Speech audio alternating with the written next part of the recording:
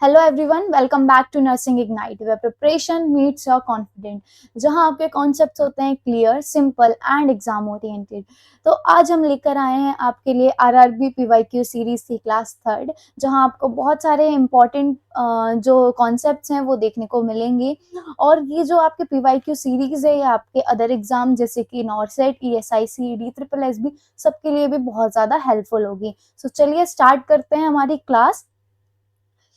से पहले एक मोटिवेशन कि every minute you study now is a step closer to your life you owns dream of. Yes, देखो जैसे कि हर दिन जो हम हर मिनट हर घंटे जो कुछ पढ़ाई कर रहे हैं, जो स्टडी कर रहे हैं, वो हमें हमारा ड्रीम, हमारी dream job as a nursing officer उसके क्लोज लेते जा रही है। क्योंकि जितना आप पढ़ोगे उतने जल्दी आपको सक्सेस मिलेगी, उतने जल्दी आप एग्जाम क्वालिफाई करोगे and as your dream nursing officer work कर सकते हो आपके जो भी आपका ड्रीम हॉस्पिटल है वहां पर। तो just start your study and stay continue with your study, focus on your study, you are moving toward your dream job.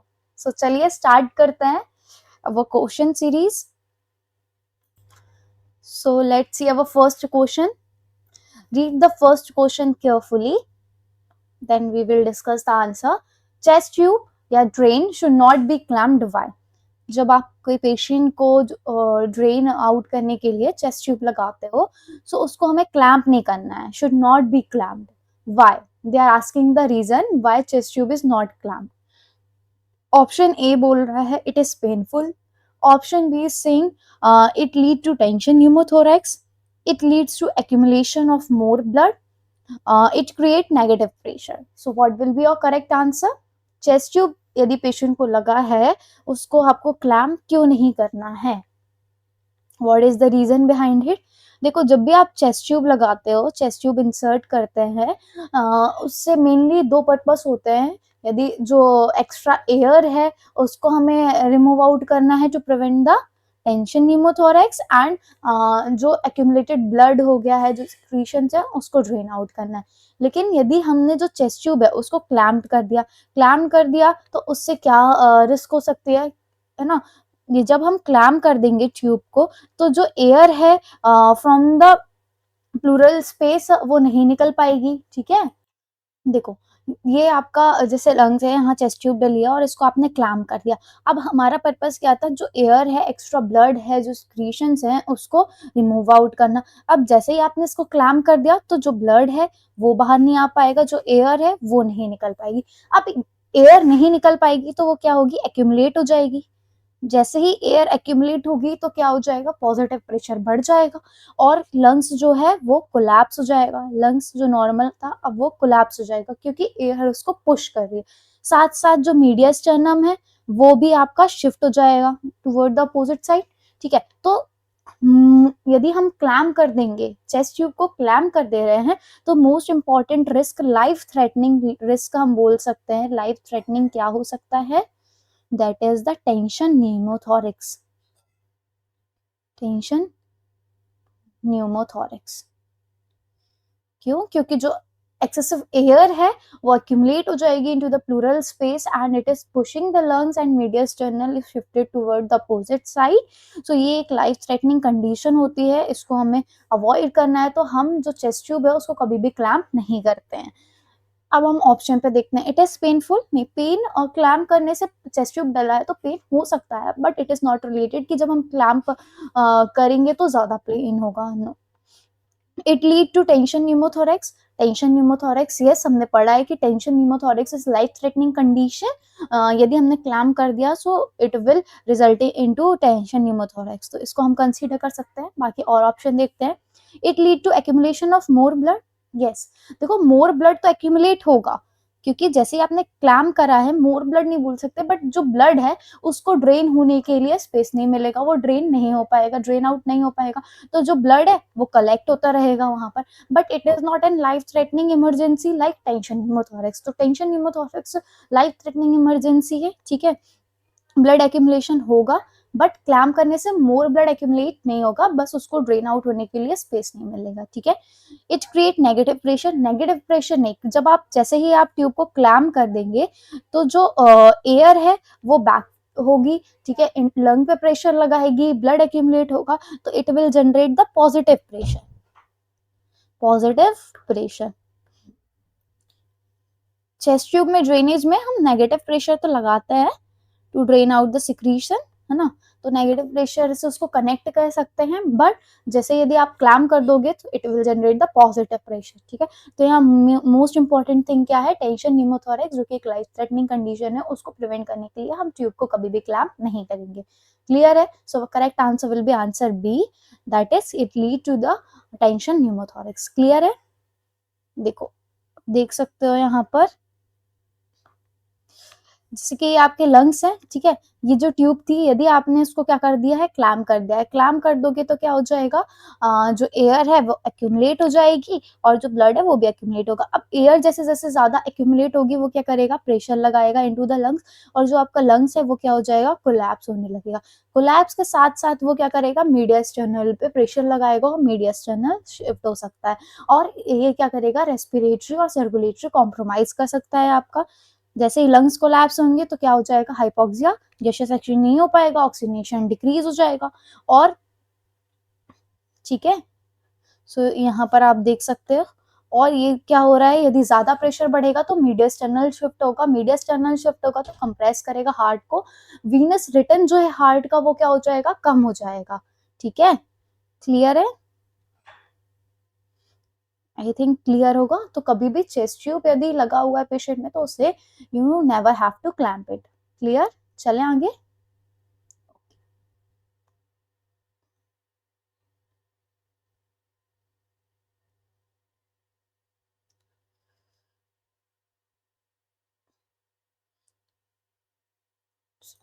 Okay, read the next question. Astasia abacia is most common seen in which of the following condition? किस condition में आपको देखने को मिलेगा astasia abasia? Conversion disorder, depression, post traumatic stress disorder, mania. देखो पहले एस्टेशिया एबेशिया का मतलब समझते हैं। इसका मतलब होता है इनएबिलिटी टू वॉक, ठीक है, inability to walk, patient is having a normal body function despite of having the normal body function, there is inability to walk or uncoordinated body movement, uncoordinated movement, और हम बोल सकते हैं Bezier movement बोल सकते हैं, बेजियर वॉकिंग बोल सकते हैं, ड्रामेटिक वॉकिंग बोल सकते हैं। The patient is not having any illness, he is having the normal body function but there is inability to walk, उस कंडीशन को हम बोलते हैं एस्टेशिया अबेशिया। तो ये किस में हमें देखने को मिलती है, ये क्यों होता है, ये मेनली हमारी क्या होती है, functional neurological symptoms disorder.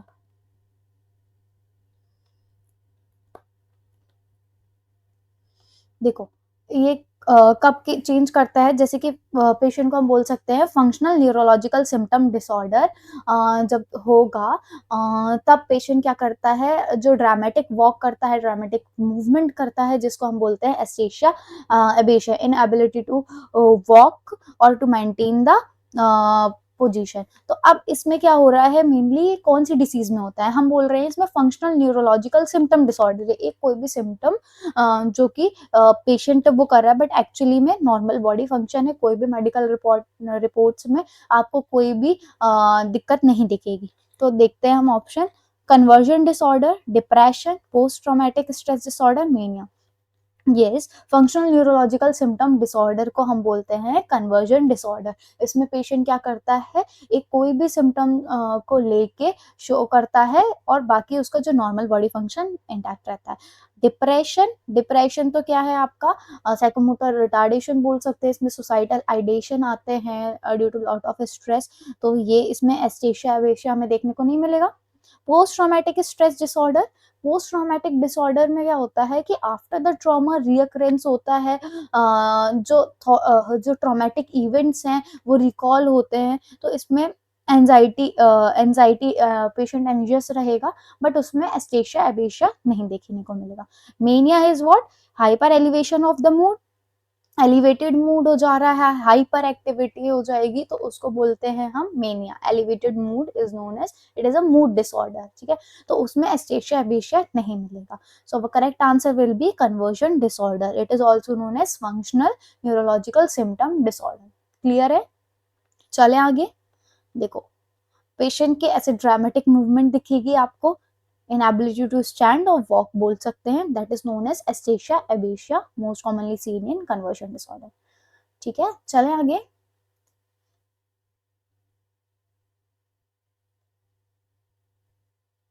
Sorry, read the next question. A client has a tracheostomy tube in place. Which of the following action is appropriate for the nurse to take when suctioning the tracheostomy? Tracheostomy tube की बात कर रहे हैं, एक patient है जिसको क्या डाला है? ट्रैकियोस्टोमी ट्यूब डाला है, ठीक है, in place. Which of the following action is appropriate for the nurse to take suctioning? Suctioning of tracheostomy के टाइम पर कौन सा अप्रोप्रिएट एक्शन रहेगा एज ए नर्सिंग ऑफिसर, ये पूछ रहा है आपसे, ठीक है। तो चलिए ऑप्शन देखते हैं। Use sterile technique and turn the suction off while catheter is introducing. हमें स्टेराइल टेक्निक का यूज करना है, बिल्कुल। टर्न द सक्शन ऑफ, जब हम इंसर्ट कर रहे हैं, इंट्रोड्यूस कर रहे हैं कैथेटर, तब हम सक्शन को ऑफ करेंगे क्या? ऑप्शन बी बोल रहा है use a sterile tube each time in suction for 20 second. जब भी आप ट्रैकियोस्टोमी सक्शनिंग करोगे, हर बार आपको स्टेराइल ट्यूब यूज करना है और सक्शन करना है for 20 second. Okay, option third क्या बोल रहा है? यूज क्लीन टेक्निक, हमें क्लीन टेक्निक का यूज करना है, सक्शन करेंगे हम 20 सेकेंड। ऑप्शन फोर बोल रहा है discard the catheter end of the every shift. जो हम ट्रैकियोस्टोमी सक्शनिंग कर रहे हैं, हर शिफ्ट में उस कैथेटर को डिस्कार्ड करेंगे क्या? देखो, ट्रैकियोस्टोमी सक्शनिंग के रिगार्डिंग हम पहले देख लेते हैं। ट्रैकियोस्टोमी सक्शनिंग जब भी हम करते हैं, we need to follow the strict aseptic technique. Sterile technique का हमें यूज करना है। स्टेराइल टेक्निक क्यों यूज कर रहे हैं? To prevent the infection in lower respiratory system. Lower respiratory system में हमें क्या, इन्फेक्शन प्रिवेंट करने के लिए हम क्या कर रहे हैं? स्टेराइल टेक्निक का हमेशा यूज करना है। जितने भी इक्विपमेंट्स आप लोगे वो क्या होने चाहिए? स्टेराइल होना चाहिए, ठीक है। अब हर टाइम जब भी आप सक्शन करोगे, after each suction you have to discard the suction catheter. जो सक्शन कैथेटर है, after each suction, after each suction you have to discard it, not after every shift, ठीक है। इसके साथ साथ जब भी हम जो सक्शन कैथेटर है इंट्रोड्यूस करेंगे, तो हम उसको क्या करेंगे? पहले सक्शन को ऑफ करेंगे। क्यों? क्योंकि यदि आप डायरेक्टली ट्रैकियोस्टोमी ट्यूब में, ट्रेकिया में ऑन करके सक्शन डालोगे, so it will, there will be a risk of mucosal injury. Mucosa को आप इंजर कर सकते हो, इंजर्ड कर सकते हो। तो हमेशा क्या करेंगे? जो सक्शन है पहले हम उसको ऑफ करेंगे, आफ्टर दैट हम इंसर्ट करेंगे। जब वो पोजीशन हो जाए एक अपनी प्लेस पे, उसके बाद हम सक्शन को ऑन करेंगे और विड्रॉ करते हुए, आउटसाइड करते हुए हम क्या करना है? सक्शनिंग करनी है। And suctioning is not more than 10 second, not more than 10 second से ज्यादा सक्शनिंग नहीं करनी है, ठीक है। सो ये इंपॉर्टेंट पॉइंट है, 10 second is the period. 10 second से ज्यादा आप सक्शनिंग नहीं करोगे। इससे पहले जब जब ट्रैकियोस्टोमी सक्शनिंग करोगे, उससे पहले पेशेंट को आप क्या कर सकते हो? हाइपर ऑक्सीजनेट कर सकते हो, हाइपर ऑक्सीजनेट कर सकते हैं, ठीक है। सो ट्रैकियोस्टोमी जब जब सक्शनिंग करोगे, पूरे स्टेराइल इक्विपमेंट्स आपके पास होने चाहिए, स्टेराइल सक्शन कैथेटर होना चाहिए। पेशेंट को हाइपर ऑक्सीजनेट कर सकते हो 30 to 60 second before tracheostomy suctioning. जब भी आप सक्शन कैथेटर इनसाइड ड्रॉ करोगे, इंसर्ट करोगे, तो हमेशा सक्शन ऑफ होना चाहिए। And after it get into its position, अब हम सक्शन ऑन करके और विड्रॉ करते हुए सक्शन करेंगे। सक्शन कभी भी 10 सेकेंड से ज्यादा नहीं होना चाहिए। And after each episodes of suctioning हमें डिस्कार्ड करना है सक्शन कैथेटर। क्लियर है? आई थिंक ट्रैकियोस्टोमी सक्शनिंग को लेके आपके पॉइंट्स। तो चलिए ऑप्शन में देखते हैं हम। You can also see here, wait, देखो, use sterile technique and turn the suction of.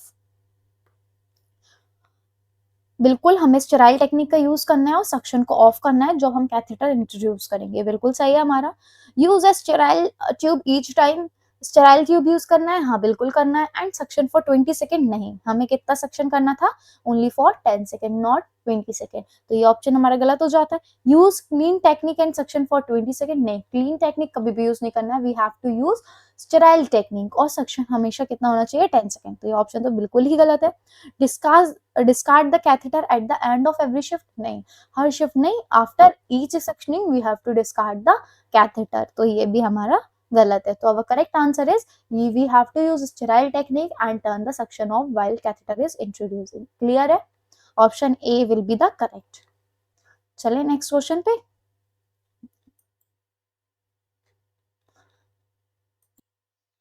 देखो ये देख सकते हो आप, ट्रैकियोस्टोमी में गैदर आपको करना है all the equipments, then check करना है हमें सक्शन इक्विपमेंट्स को, रीऑक्सीजनेट कर सकते हैं 100% oxygen for 30 to 60 second. After that हम क्या करना है, बैक एंड मास्क से आप कर सकते हो pre oxygen, suction catheter insert करना है, एडवांस करना है जब तक आपको रेजिस्टेंस फील नहीं होता है। जैसे ही एक पोजीशन पे आ जाए देन सक्शन अप्लाई करना है विदड्रॉ कैथेटर करते समय, ठीक है, आउटसाइड ऐसे। देन क्या करना है, हमें डिस्कार्ड करना है not more than 10 second, that is very very important. चलिए नेक्स्ट क्वेश्चन पे रीड करना आपको। Most effective way to prevent cross infection in hospital setting. बोल रही हूँ कि जो आपका इन्फेक्शन, जो क्रॉस इन्फेक्शन है, इन्फेक्शन प्रिवेंशन, उसके रिगार्डिंग आपको क्वेश्चन मिलेगा ही मिलेगा। सो इजी टॉपिक है बट एट कि हर एग्जाम में आपको क्वेश्चन मिलेगा क्योंकि ये फंडामेंटल है आपकी नर्सिंग का। तो इसको बिल्कुल नजरअंदाज नहीं करना है, छोटे कॉन्सेप्ट हैं बट इम्पॉर्टेंट है। So most effective way to prevent the cross infection, हमें क्या करना है, most effective mind the work word, most effective way जिससे हम प्रिवेंट कर सकते हैं cross infection in hospital setting. ठीक है, हमने पढ़ा था लास्ट क्लास में nosocomial infection, hospital acquired infection कब कब बोलेंगे। ठीक है, तो हम उसको, यदि हमें एक पेशेंट से दूसरे पेशेंट की केयर कर रहे हैं, इन्फेक्शन प्रिवेंट करना चाहते हैं, तो हम क्या चीज यूज कर सकते हैं उसको प्रिवेंट करने के लिए। hand washing with soap and water, okay. use alcohol based hand rub between patient, जब बीच बीच में पेशेंट की, एक पेशेंट से दूसरे पेशेंट की केयर पे जा रहे हैं तो हम alcohol based hand rub use कर सकते हैं। Screen the visitor, ensure adequate ventilation, क्या आप यूज करोगे? देखो हमने बोला था hand washing is the single most important thing to prevent the risk of infection and cross infection. So hand washing is very very important, ठीक है। अब लेकिन आप बोलोगे ऑप्शन में तो मैम अल्कोहल बेस्ड हैंड रब भी है, इसको भी हम यूज कर सकते हैं। हाँ बिल्कुल कर सकते हैं, जब आप पेशेंट की केयर कर रहे हो in between. So alcohol based जो हैंड रब है वो डिसइंफेक्शन आपको प्रोवाइड करेंगे, बट जितने भी ऑल माइक्रो ऑर्गेनिज्म है उसको प्रिवेंट नहीं करेंगे। इवन जब आपका हैंड सॉइल्ड है, विजिबली सॉइल्ड है, तो उसको क्लीन नहीं कर सकते हैं। सो अल्कोहल बेस्ड हैंड रब हम यूज कर सकते हैं, जहाँ पर हैंड वॉशिंग वगैरह सेटिंग में अवेलेबल नहीं है तो वहाँ जा सकते हैं, but it is not most effective. तो हमारा मोस्ट इफेक्टिव होता है hand washing with soap and water. इसमें जो हमारी स्टेप्स हैं और जो हमारा टाइमिंग है उसके अकॉर्डिंग हम hand washing is most effective. Screen the visitor, visitor को स्क्रीन करने से हम पेशेंट को, जो यदि इन्फेक्टेड पेशेंट है या विजिटर में कुछ एयरबॉर्न डिसीज वगैरह, उन सब चीज को हम प्रिवेंट कर सकते हैं विजिटर को एंट्री नहीं देके। तो पर उससे आप hospital acquired infection, cross infection prevent नहीं कर सकते हैं, ये इफेक्टिव नहीं है। Ensure adequate ventilation, ventilation provide कर सकते हैं बट इससे मोस्ट इफेक्टिव नहीं है जिससे हम क्रॉस इन्फेक्शन प्रिवेंट करें। So the single most important thing to prevent cross infection is hand washing. Clear है? चले आगे। चलो read the next question. A nurse is assessing a pregnant patient for the sign of eclampsia. Which of the following is not a sign of eclampsia? eclampsia के regarding आपसे question पूछा है। Okay, so एक patient है, जिसको एक pregnant patient है जिसको साइन ऑफ एक्लेम्शिया दिख रहा है, तो इसमें से पूछा है कौन सा साइन नहीं है एक्लेम्शिया का। देखो eclampsia, pre eclampsia is very very important, ठीक है। टॉपिक आरआरबी का इंपॉर्टेंट टॉपिक है एक्लेम्शिया। तो एक्लेम्शिया का साइन क्या नहीं है? सो एक्लेम्शिया के हॉलमार्क का साइन क्या होता है? Eclampsia is a complication of pre eclampsia, ठीक है। इन प्रेगनेंसी यदि बीपी रेज हो रहा है, हाइपरटेंशन है, तो उसको हम बोलते हैं प्री एक्लेम्शिया। प्री एक्लेम्शिया का कॉम्प्लिकेशन है एक्लेम्शिया, जब सीजर्स आने लगते हैं, ठीक है।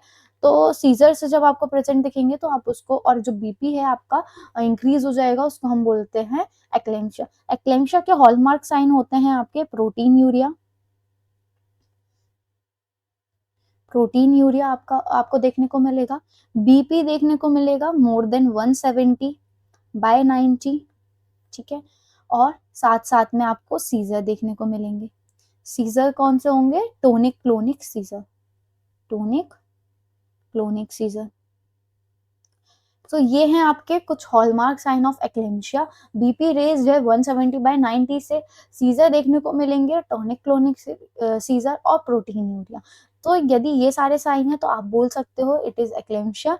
तो हम ऑप्शन में देखते हैं सीजर, बिल्कुल सीजर देखने को मिलते हैं हमें एक्लेम्शिया में। बीपी मोर देन 170/90, तब हम बोल सकते हैं eclampsia. Proteinuria, protein in the urine आपको देखने को मिलेगा, ये भी मिल सकता है। But fever is not a sign of eclampsia.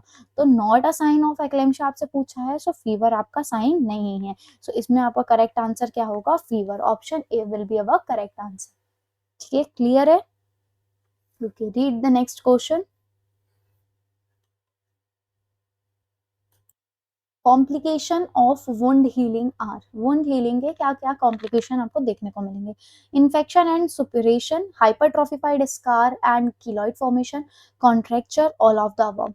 हमने कॉन्ट्रैक्चर लास्ट क्लास में पढ़ा था कि बर्न पेशेंट में जब वुंड हीलिंग होती है तो एक्सेसिव जो स्कार टिश्यू है वो फॉर्मेशन हो जाते हैं। जो हीलिंग जब हीलिंग होती है तो एक्सेसिव जो टिश्यू फॉर्मेशन हो जाता है, उसके कारण जो आपकी स्कार फॉर्मेशन हो जाता है वहाँ पर, और आपकी जो मूवमेंट है उस पर्टिकुलर एरिया की वो रेस्ट्रिक्टेड हो जाती है, क्योंकि स्किन मसल्स ये सब क्या हो जाते हैं वहाँ टाइट हो जाते हैं और शॉर्टेंड हो जाते हैं। तो उसको हम बोलते हैं contracture.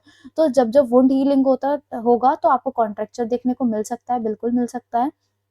हाइपरट्रॉफिफाइड scar and keloid formation, हमने वही बोला कि जब हीलिंग होती है तो जो आपके जो स्कार जब फॉर्मेशन होता है तो वहां पर क्या हो सकता है? हाइपरट्रॉफिफाइड मतलब एक्स्ट्रा ग्रोथ हो सकती है टिश्यू की, तो उसको हम बोलते हैं हाइपरट्रॉफिफाइड स्कार या कीलॉइड फॉर्मेशन। तो ये भी वुंड हीलिंग के समय हमें देखने को मिलता है। इन्फेक्शन एंड सुपरेशन, बिल्कुल इन्फेक्शन हो सकता है यदि आपने उसको ट्रीट नहीं करा, केयर नहीं करी, कोई भी वुंड है तो उसमें क्या हो सकता है? इन्फेक्शन के रिस्क हो सकते हैं। एंड सुपरेशन मतलब पस फॉर्मेशन, यदि इन्फेक्शन होगा so it will lead to pus formation. तो बिल्कुल वुंड हीलिंग के समय यदि आपने केयर नहीं करी है तो it will result in infection and purse formation. तो अब correct answer is all of the above, क्योंकि तीनों ऑप्शन बिल्कुल सही है। वुंड हीलिंग के समय तीनों चीज आपको देखने को मिल सकती है। सो चलिए चलते हैं नेक्स्ट क्वेश्चन पे। Which of the following can differentiate hysterical fit from epileptic? दो चीज आपसे पूछी गई है इसमें, एक होता है हिस्टेरिकल फिट और एक एपिलेप्टिक। इन दोनों को क्या चीज ऐसा मेन जो डिफरेंशिएटिंग फैक्टर इन दोनों को डिफरेंस करता है? तो दो चीज होती हैं, जैसे कि हिस्टेरिकल फिट और एपिलेप्सी। हिस्टेरिकल मतलब आपके जो बोल सकते हैं सूडो जो एक्ट कर रहे हैं, और एपिलेप्टिक वाले में abnormal brain activity, abnormal electrical activity in the brain होती है। तो एपिलेप्सी आपको सीजर देखने को मिलते हैं। और हिस्टेरिकल में क्या होता है कि अटेंशन सीक करने के लिए they are having seizure. Okay, तो चलिए ऑप्शन देखते हैं हम। ऑकर इन स्लीप, ये डिफरेंशिएटिंग फैक्टर है क्या? ये स्लीप में ही होते हैं। Occur when people are watching, जब लोग देख रहे होते हैं तब होता है क्या? Urinary incontinence, injury to person. देखो जब होता जैसे दोनों जो हैं कभी भी हो सकते हैं, वाइल स्लीपिंग इलेक्ट्रिकल जो इलेक्ट्रिकल एक्टिविटी है वो चेंज हो सकती है। हिस्टेरिकल फिट जैसे वो जो पर्सन है वो वेक करेगा फ्रॉम स्लीप तो तब भी हो सकता है, बट ये सिंगल मोस्ट हम ये नहीं बोल सकते कि डिफरेंशिएटिंग फैक्टर है। ठीक है, occur when people are watching, yes. देखो जो आपकी एपिलेप्सी है वो कभी भी हो जाएगी, ठीक है, क्योंकि इसमें आपके एक्चुअली में ब्रेन की जो इलेक्ट्रिकल एक्टिविटी है वो चेंज हो रही है। उसको ये चीज़ नहीं है कि जब लोग देख रहे हैं तभी उनको एक्ट करना है, बट हिस्टेरिकल फिट इज़ कि जब लोग देख रहे हैं तब उसको एक्ट करना है, तब उसको। तो ये मेजर डिफरेंशिएटिंग फैक्टर है कि जब लोग देख रहे हो, व्हेन पीपल आर वॉचिंग, तो हिस्टेरिकल फिट देखने को मिलेंगे, और जो एपिलेप्सी है वो इर्रिस्पेक्टिव ऑफ टाइम कभी भी आ सकते हैं। तो ये तो हमारा बिल्कुल सही है। और देखते हैं ऑप्शन, यूरिनरी इनकंटीनेंस। यूरिनरी इनकंटीनेंस हमें देखने को मिल सकता है एपिलेप्सी में, बट ये सिंगल डिफरेंशिएटिंग फैक्टर नहीं है। Injury to person, injury to person mainly हमें जो एपिलेप्सी है उसमें भी देखने को मिल सकती है, हिस्टेरिकल में भी देखने को मिल सकती है, पर मेनली जो हिस्टेरिकल फिट्स रहते हैं उसमें सेल्फ इंजरी नहीं होती है, ठीक है, safe.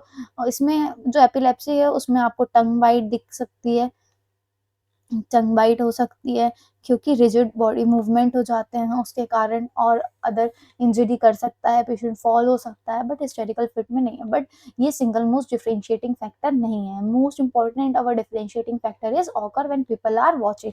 So our option B is will correct answer. Okay, चले आगे। Read the next question. All are the therapeutic communication technique except। Therapeutic communication की टेक्निक आपसे पूछ रहा है, एक्सेप्ट पूछा है कि कौन सी नहीं है। सारी तो हैं बट एक ऐसी जो नहीं है, silence, accepting, offering self, giving personal advice. क्या होगा करेक्ट आंसर? देखो, थेरेपेटिक कम्युनिकेशन एक ऐसा कम्युनिकेशन है जिसको हम डेवलप करते हैं between the patient and health care provider, जिससे हम क्या बिल्ड एक कर सके ट्रस्ट, पेशेंट का जो ट्रस्ट है, एक जो रिस्पेक्ट है, हम उसकी जो ऑटोनॉमी है उसके डिसीजन मेकिंग में हम उसको रिस्पेक्ट कर सके। तो इन सब चीज़ों के लिए एक होता है हमारा थेरेपेटिक कम्युनिकेशन, जिससे हम पेशेंट की जो फीलिंग है, जो कंसर्न है, उसको हम एक्सप्लोर कर सके, उसको जान सके। तो इसलिए हम क्या करते हैं, in health care setting therapeutic communication build करते हैं। अब उसकी क्या क्या टेक्निक होती है? साइलेंस, यस, हम साइलेंस ऑफर करते हैं। जब यदि पेशेंट आपको कुछ बता रहा है तो आपको साइलेंटली होके उसको क्या करना है, लिसन करना है, जिससे उन्हें लगे कि हाँ, आप उनकी बातों को सुन रहे हो, उनकी बात की रिस्पेक्ट कर रहे हो। एक्सेप्टिंग, हाँ, यदि वो कुछ आपको बता रहे हैं, so you need to accept it, ठीक है। ऑफरिंग सेल्फ, आपको टाइम देना है, ये नहीं कि पेशेंट आपसे कुछ बात कर रहा है and you are busy in your mobile, ठीक है, तो आपको अटेंटिवली उनकी बात सुननी है, ठीक है। गिविंग पर्सनल एडवाइस, नहीं, ये बिल्कुल रॉन्ग है। इन थेरेपेटिक कम्युनिकेशन कभी भी आपको पर्सनल एडवाइस नहीं देना है, अपना पॉइंट ऑफ व्यू नहीं देना है। ये उनका जो आप पे ट्रस्ट है उसको क्या कर सकता है, ब्रेक कर सकता है। सो कभी भी थेरेपेटिक कम्युनिकेशन में पर्सनल एडवाइस हम नहीं देते हैं, तो ये बिल्कुल गलत है हमारा। क्या देखो, और भी टेक्निक्स हैं जैसे कि जो हमारे थेरेपेटिक कम्युनिकेशन की, सबसे पहली है एक्टिव लिसनिंग। एक्टिव लिसनिंग में हमें एक्टिवली उनकी बात को सुनना है। क्लैरिफिकेशन, यदि हमें कुछ डाउट लग रहा है कि आप ऐसा बोलना चाह रहे हो तो उसको क्लैरिफाई कर सकते हैं हम। रिफ्लेक्ट करना है हमें, वही चीज़ जो पेशेंट बोल रहा है उसको हम वापस रिपीट कर सकते हैं। साइलेंस, जब पेशेंट आपको एक्सप्लेन कर रहा है तो आपको साइलेंटली उसको सुनना है। एक्सेप्ट करना है उसके थॉट को, उसकी बातों पे फोकस करना है, फोकसिंग एंड ऑफरिंग सेल्फ, ठीक है, आप उसको अटेंटिवली सुनेंगे। And summarize the topic at last में, आप उसको समराइज कर सकते हो कि हाँ, आपने ये चीज़ कही है। सो ठीक है, तो ये सारे आपके टाइप्स है थेरेपेटिक कम्युनिकेशन के, तो इनको याद रखना है। आपका क्या नहीं है, पर्सनल एडवाइस कभी भी हम नहीं देते हैं थेरेपेटिक कम्युनिकेशन में। क्लियर है?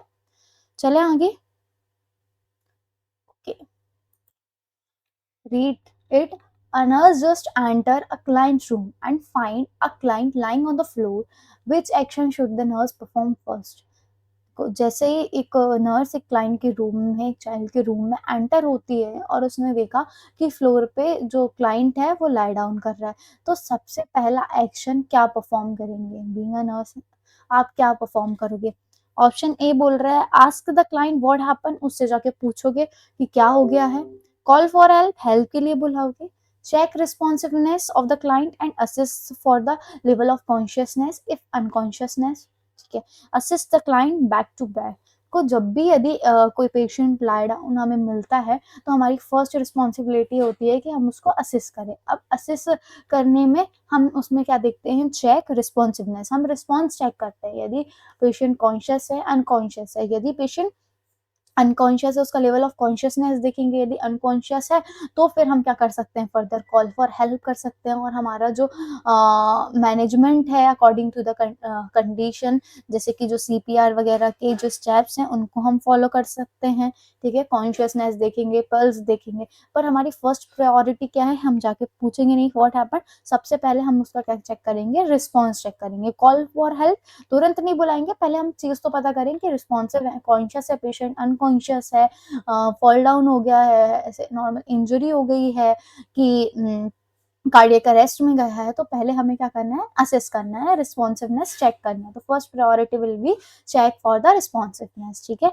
उसके बाद यदि पेशेंट नॉर्मल है तो असिस्ट कर सकते हैं हम back to back, but it is not our first action. तो हमारा फर्स्ट एक्शन क्या होगा, check for the responsiveness of the client and check the level of consciousness. Clear है, चले आगे।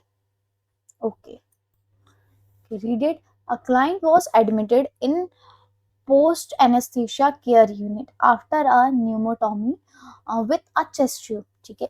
पेशेंट है, कहाँ एडमिट है, पोस्ट एनेस्थीसिया केयर यूनिट में after pneumonectomy with a chest tube, उसको चेस्ट ट्यूब लगा है, ठीक है। उसका लंग्स है उसको रिमूव करा है, उसके बाद उसमें चेस्ट ट्यूब लगा है। After stabilization while shifting the client from bed to stretcher, जब पेशेंट स्टेबल हो गया है, स्टेबलाइज हो गया है, तो हम क्या कर रहे हैं, पेशेंट को शिफ्ट कर रहे हैं, कहाँ से, बेड से स्ट्रेचर पे। जब आप बेड से स्ट्रेचर पे पेशेंट को शिफ्ट कर रहे हो, उस टाइम पर क्या हो रहा है, accidentally dislodge of ICD tube. हमने बोला एक पेशेंट है, ठीक है, जिसकी हमने क्या करा है, न्यूमेक्टोमी करा है, अब उसको हमने एडमिट करा था पोस्ट एनेस्थीसिया केयर यूनिट। जब पेशेंट स्टेबल हो गया, अब उसे हम क्या वार्ड में शिफ्ट करेंगे, तो शिफ्ट करने के लिए हमने क्या करा, पेशेंट को बेड से लेके स्ट्रेचर पे शिफ्ट करा। शिफ्ट करने के समय जो आपका चेस्ट ट्यूब डला हुआ था, जो आईसीडी डला था, इंटरकोस्टल ड्रेनेज सिस्टम, वो क्या हो गया है, डिसलॉज हो गया है। कहाँ से डिसलॉज हुआ है, फ्रॉम द इंसर्शन, जहां आपने इंसर्ट कर रखा था वहां से क्या हो गया है, डिसलॉज हो गया। तो what is the highest priority action for the nurse at this time, तो आपका मेन हाईएस्ट प्रायोरिटी एक्शन क्या होगा, यदि ट्यूब डिसलॉजमेंट, नॉर्मल सी बात है, बस आपसे इतना पूछ रहा है कि चेस्ट ट्यूब आपका डिसलॉज हो गया eight the insertion site, insertion site से यदि चेस्ट ट्यूब डिसलॉज हो गया तो आप क्या करोगे। ऑप्शन देखते हैं, call the health care provider immediately, तुरंत आप हेल्थ केयर प्रोवाइडर को बुलाओगे। Apply the occlusive dressing at the insertion site, occlusive dressing लगाओगे क्या। Try to reinsert the tube and fit it, then inform to doctor, आप इन रीइंसर्ट कर दोगे, फिट कर लोगे टाइटली, और फिर डॉक्टर को जाके बताओगे क्या। Immediately place the client in supine position, तुरंत उसको क्या करोगे, सुपाइन पोजीशन में करोगे। तो क्या highest priority, mark the word, highest priority क्या होगी। देखो, जब भी चेस्ट ट्यूब जो इंसर्शन साइट से यदि निकलता है, सो हमारी मोस्ट कॉमन रिस्क होती है टेंशन न्यूमोथोरिक्स की। जैसा कि हमने पढ़ा कि यदि टेंशन न्यूमोथोरैक्स यदि आपने इंफेक्शन साइट से निकल गए, तो वहां से क्या हो जाएगी, एक पाथवे मिल जाएगी, एयर एंटर होने लगेगी। जैसे जैसे एयर एंटर होगी तो पॉजिटिव प्रेशर बिल्डअप हो जाएगा। पॉजिटिव प्रेशर बिल्डअप होने के कारण क्या हो जाएगा, जो लंग्स है वो कोलैप्स हो सकता है, और इस कंडीशन को हम बोल सकते हैं टेंशन न्यूमोथोरैक्स, ठीक है। तो ये एक लाइफ थ्रेटनिंग कंडीशन है। तो टेंशन न्यूमोथोरैक्स को प्रिवेंट करने के लिए हमें क्या करना है, उस जो पाथवे, जो एक एंट्री बनी हुई है, जो ओपनिंग बनी हुई है, उसको हमें क्लोज करना है, जिससे हम एयर एंट्री ना होने दें। तो जैसे इंसर्शन साइट से यदि आप निकलती है, तो सबसे पहले आपका वर्क होगा कि ऑकल्सिव ड्रेसिंग से आपको जो इंसर्शन साइट है वहां पर पैक करना है। तो सबसे पहले तो आप क्या करोगे, ऑकल्सिव ड्रेसिंग लगाओगे। उसके बाद क्या कर सकते हो, आप इन्फॉर्म करोगे हेल्थ केयर प्रोवाइडर को। फिर हेल्थ केयर प्रोवाइडर के साथ आप क्या कर सकते हो, रीइंसर्शन परफॉर्म कर सकते हैं, ठीक है। पर तुरंत हम हेल्थ केयर प्रोवाइडर को बुलाने नहीं जाएंगे, पहले कुछ आप अपने अकॉर्डिंग तो करोगे, लाइक ऑकल्सिव ड्रेसिंग आप लगा सकते हो, जिससे आप टेंशन न्यूमोथोरैक्स की रिस्क को प्रिवेंट कर सकते हो। Try to reinsert the tube, नहीं, आप बिल्कुल रीइंसर्ट नहीं करोगे, फिट नहीं करना है, फिर इन्फॉर्म करोगे नहीं। पहले आपको क्या करना है, ऑकल्सिव ड्रेसिंग लगानी है, फिर इन्फॉर्म करना है, फिर डॉक्टर के साथ असिस्ट करके आपको रीइंसर्ट करवाना है। Immediately place the client supine position में करने से कुछ नहीं होगा। सो वो correct answer will be answer second. Clear है। ऑकल्सिव ड्रेसिंग इंपॉर्टेंट है, वेरी इंपॉर्टेंट है। इंसर्शन साइट से ट्यूब डिसलॉज होता है तो क्या लगाएंगे, ऑकल्सिव ड्रेसिंग, ठीक है। सो आई होप क्लियर है आपको। आज हमने जितने भी क्वेश्चन करे हैं, आई थिंक आपके लिए बेनिफिशियल रहे होंगे, आपको कुछ नया सीखने को मिला होगा। सो आज की क्लास के लिए इतना ही, मिलते हैं नेक्स्ट सेशन में। जब तक के लिए बढ़ते रहिए, stay positive and stay focus on your dream, continue your study. Thank you for joining today's session.